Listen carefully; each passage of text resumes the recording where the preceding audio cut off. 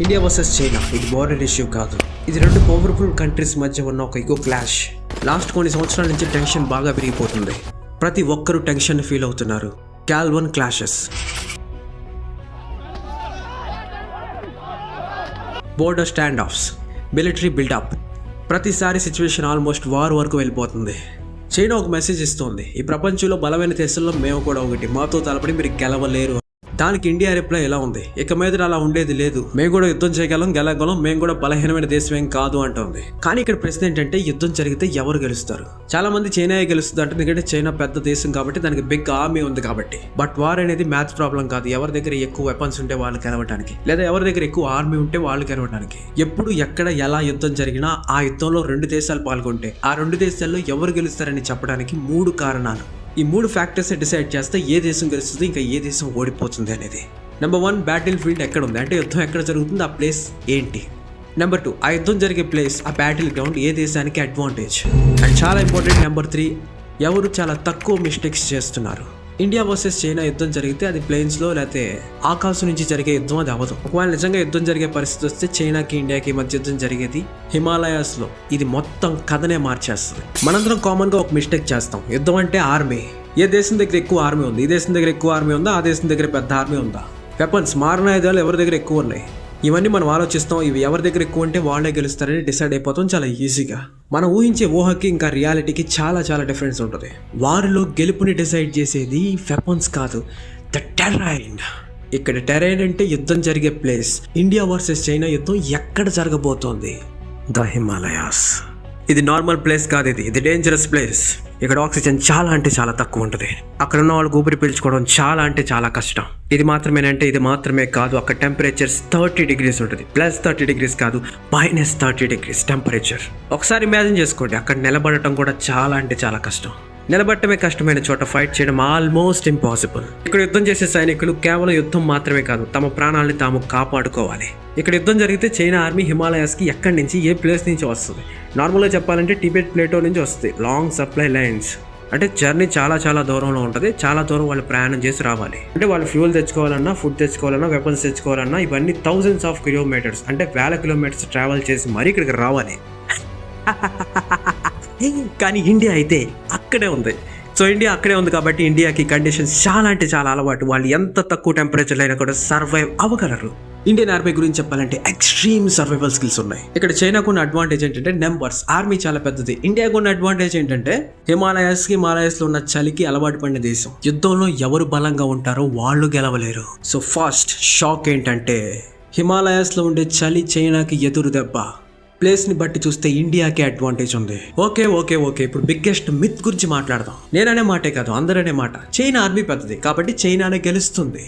Bro listen carefully. War అంటే maths problem కాదు, maths numbers కూడా కాదు.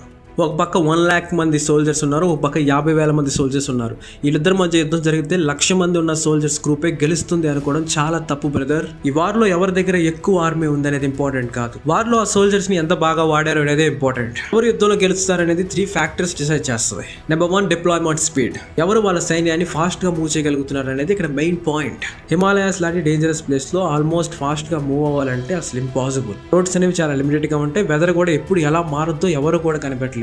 చైనా దగ్గర పెద్ద ఆర్మీలు ఉండొచ్చు, కానీ యూజ్ చేయలేకపోతే దానివల్ల యూజ్ ఏంటి? Number 2, air superiority. ఇక్కడ రియల్ గేమ్ చేంజర్ ఏంటంటే ఎయిర్ పవర్. ఇండియా దగ్గర రాఫెల్ జెట్స్ ఉన్నాయి, హై ఆల్టిట్యూడ్ లో ఎఫిషియెంట్ గా వర్క్ చేస్తాయి, చాలా ఫాస్ట్ డిప్లాయ్మెంట్ అండ్ చాలా ఫాస్ట్ గా మూవ్ అవుతాయి. చైనా దగ్గర J-20 స్టెల్త్ జెట్స్ ఉన్నాయి. ఇక్కడ ఎలా చూసినా హిమాలయాస్ దగ్గర కాబట్టి వీటితోటి ఇండియాకే అడ్వాంటేజ్.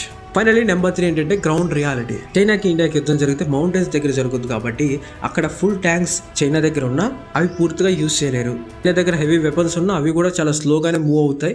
సో వాటిని కూడా పూర్తిగా యూజ్ చేయలేరు. వాళ్ళ దగ్గర ఎంత టెక్నాలజీ ఉన్నా కొండల్లో జనాలు కనపడటం, సోల్జర్స్ కనపడటం, వాళ్ళని ఏం చేయడం, కొట్టడం ఇవన్నీ చాలా కష్టంగా ఉంటుంది. ఇక్కడ చైనా దగ్గర ఎంత టెక్నాలజీ ఉన్నా సరే హిమాలయ లాంటి చోట సస్టైన్ అవ్వగలిగితేనే కదా యుద్ధం చేయగలదు. చైనా దగ్గర 100 guns ఉన్నాయి అనుకుందాం, కానీ అది యూజ్ చేయగలిగే గన్స్ కేవలం 20 మాత్రమే. కానీ ఇండియా దగ్గర 50 గన్లే ఉన్నాయి అనుకుందాం, కానీ ఇండియా 50 గన్స్ కూడా ప్రాపర్ గా యూజ్ చేయగలుగుతాం. ఇక్కడ సెకండ్ షాకింగ్ థింగ్ ఏంటంటే చైనా దగ్గర ఎంత పెద్ద ఆర్మీ అయినా ఉండొచ్చు, ఎంత పెద్ద స్ట్రాంగ్ ఆర్మీ అయినా అయి ఉండొచ్చు, కానీ హిమాలయాస్ లో అది నిలబడలేదు. ఇప్పటి వరకు మనం టెరైన్ గురించి అంటే ప్లేస్ గురించి మాట్లాడాం, నెంబర్స్ అంటే ఆర్మీ సైజెస్ గురించి మాట్లాడాం. బట్ రియల్ డేంజర్ ఎక్కడ ఉందో తెలుసా? మనం ఊహించలేని అతిపెద్ద ప్రమాదం ఇదే.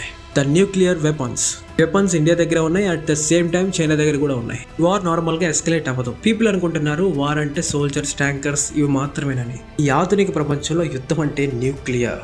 ఒక్క బటన్ నొక్కితే చాలు, ఒక్క బటన్ నొక్కితే ఆ దేశం పూర్తిగా తుడిచిపెట్టుకుపోతే ఆ దేశం కానీ ఆ ప్రజలు కానీ తరతరాలు ఏడవలసి వస్తుంది. ఇండియాకి చైనాకి మధ్య నిజంగా యుద్ధం పూర్తిగా జరిగితే నేను చెప్తున్నాను, గెలుపు ఎవరికి రాదు, కానీ లాస్ మాత్రం రెండు దేశాలకి తీవ్రంగా వస్తుంది. సో అందుకే రెండు దేశాలు ఏం చేస్తున్నాయి, రెండు దేశాలు కూడా వార్ని అవాయిడ్ చేయడానికే ట్రై చేస్తున్నాయి. రెండు దేశాలు ఫ్రెండ్స్ అని నేను చెప్పట్లా, ఈ రెండు దేశాల మధ్య చిన్న చిన్న గొడవలు ఉన్నాయి, దాంతో పాటు బోర్డర్ క్లాషెస్ కూడా ఉన్నాయి. కానీ యుద్ధాన్ని స్టిల్ ఈ రెండు దేశాలు కూడా అవాయిడ్ చేస్తున్నాయి.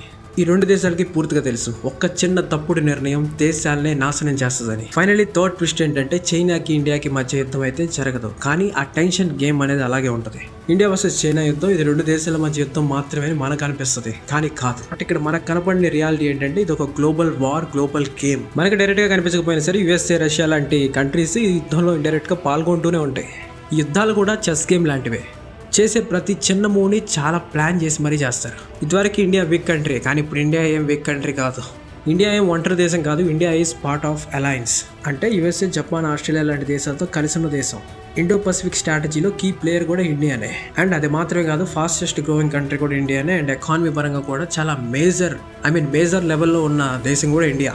ఫైనల్గా నేను చెప్పేది ఏంటంటే ఇండియా ఒంటరి దేశం కాదు, ఇండియా కూడా వరల్డ్ వైడ్ కంట్రీస్ సపోర్ట్ ఉంది ఇండైరెక్ట్గా.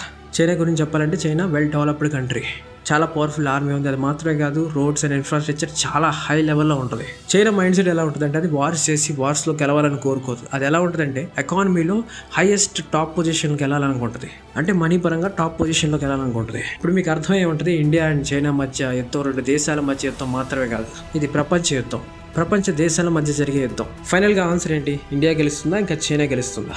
మీ అందరికీ కొంచెం చేదుగా అనిపించినా నిజం చెప్తాను, నిజంగా ఇండియా వర్సెస్ చైనా యుద్ధం జరిగితే ఏ దేశం గెలుస్తుంది? నిజమేంటంటే ఈ వార్లో ఎవరు కూడా ఫుల్గా గెలవలేరు. ఎందుకంటే ఇదివరకు యుద్ధాలు సైన్యంతో జరిగాయి, కానీ ఇప్పుడు అలా కాదు, మొత్తం న్యూక్లియర్ సిస్టమ్ వచ్చేసింది. ఒక్క న్యూక్లియర్ బాంబ్ వేస్తే చాలు ఆ దేశం ఎందుకు పనికిరాదు. ఇక్కడ యుద్ధంలో గెలవడం అంటే ఎవరి దేశాలను వాళ్ళు నాశనం చేసుకోవటమే. ఇండియా అనే దేశానికి కూడా కొన్ని స్ట్రాంగ్ అడ్వాంటేజెస్ ఉన్నాయి. నెంబర్ 1 టెరెన్ అంటే జరిగే ప్లేస్, యుద్ధం జరిగే ప్లేస్కి ఇండియాకి చాలా అడ్వాంటేజ్ ఉంది. అండ్ దాంతోపాటు అక్కడ ఉన్న టెంపరేచర్స్కి మన ఇండియా చాలా బాగా అడాప్ట్ అవుతుంది. దాంతోపాటు స్ట్రాటజీ పరంగా కూడా మనకి అడ్వాంటేజ్ ఉంటుంది హిమాలయాస్లో. అండ్ మన ఇండియాకి మాత్రమే కాదు చైనా కూడా అడ్వాంటేజెస్ ఉన్నాయి నెంబర్స్ పరంగా. అంటే పెద్ద ఆర్మీ, అది చాలా స్ట్రాంగ్ ఆర్మీ, రిసోర్సెస్ కూడా చాలా హై టెక్నాలజీ ఉంది వాళ్ళ దగ్గర, చాలా స్పీడ్ ఉంది. So final question, final winner ఎవరు? యుద్ధాలకు సంబంధించిన దాంట్లో ఎవరు గెలుస్తారు, ఎవరు విన్నర్ అనేది ఇంపార్టెంట్ కాదు. ఎవరు సర్వైవ్ అవుతారు, ఎవరు వాళ్ళ దేశాన్ని కాపాడుకున్నారు అనేది ఇంపార్టెంట్. ఎవరు వాళ్ళ దేశాన్ని కాపాడుకుంటారంటే ఎవరైతే యుద్ధంలో తక్కువ మిస్టేక్స్ చేస్తారో వాళ్ళే వాళ్ళ దేశాన్ని కాపాడుకుంటారు. ఇక్కడ నా దృష్టిలో సర్వైవల్ విక్టరీ. మీరేమనుకుంటున్నారు, ఇండియా గెలుస్తుందా లేదా చైనా గెలుస్తుందా? కమెంట్స్లో చెప్పండి. మీ ఒపీనియన్స్ కూడా మేము తెలుసుకోవాలనుకుంటున్నాం. ప్రపంచంలో జరిగే వాటిని అనలైజ్ చేద్దాం, ప్రపంచంలో జరిగే వాటిని డీకోడ్ చేద్దాం. మీరు నా జర్నీలో నాతో పాటు ఉండాలనుకుంటే సబ్స్క్రైబ్ టు పవర్ మ్యాట్రిక్స్. నాతో చేయగలపండి, కలిసి నడుద్దాం, కలిసి ఎదుగుదాం, కలిసి బతుకుదాం.